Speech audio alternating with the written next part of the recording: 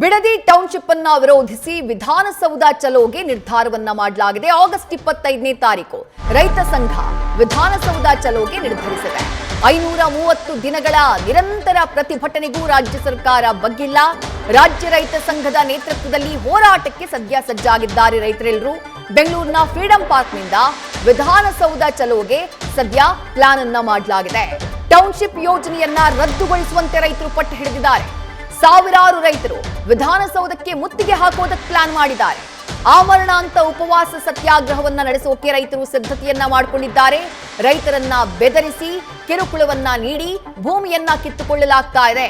ಪ್ರಾಣ ಹೋದ್ರೂ ಭೂಮಿಯನ್ನ ಬಿಡೋದಿಲ್ಲ ಅಂತ ಹೇಳಿ ರೈತ ಮುಖಂಡ ಪ್ರಕಾಶ್ ಕಿಡಿಕಾರಿದ್ದಾರೆ.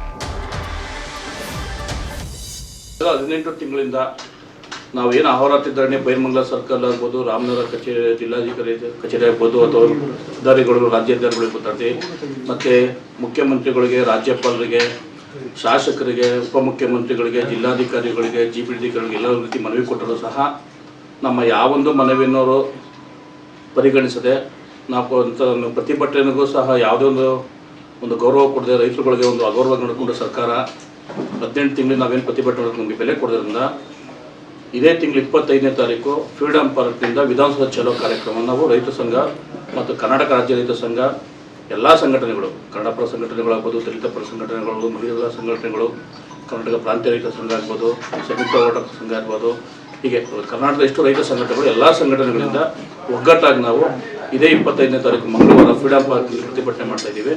ವಿಧಾನಸೌಧ ಚಲೋ ಕಾರ್ಯಕ್ರಮ ಇಟ್ಕೊಂಡಿದ್ದೀವಿ. ಇದು ಕೇವಲ ಒಂದಿನ ಕಾರ್ಯಕ್ರಮ ಆಗಲ್ಲ. ನಾವು ಇದನ್ನೊಂದು ಸರ್ಕಾರ ಅಂತ್ಯ ಮಾಡ್ಕೊಂಡ್ಬರ್ಬೇಕು ಅನ್ನೋ ಉದ್ದೇಶಕ್ಕೋಸ್ಕರ ನಾವಿತ್ತು ಈ ಪ್ರತಿಭಟನೆನ ಇಟ್ಕೊಂಡಿದ್ದೀವಿ. ಹಾಗಾಗಿ ಮಾಧ್ಯಮ ಮುಖಾಂತರ ರಾಜ್ಯ ಜನತೆಗೆ ನಾವು ಮನವಿ ಮಾಡ್ಕೊಳ್ಳೋದು ಅಂತಂದರೆ ದಯವಿಟ್ಟು ಎಲ್ಲರೂ ಬಂದು ರೈತರಿಗೆ ಬೆಂಬಲ ಕೊಡಿ. ನ್ಯೂಸ್ ಫಸ್ಟ್ ನಿರ್ಭೀತಿಯಿಂದ ನಿಮ್ಮ ಪರವಾಗಿ.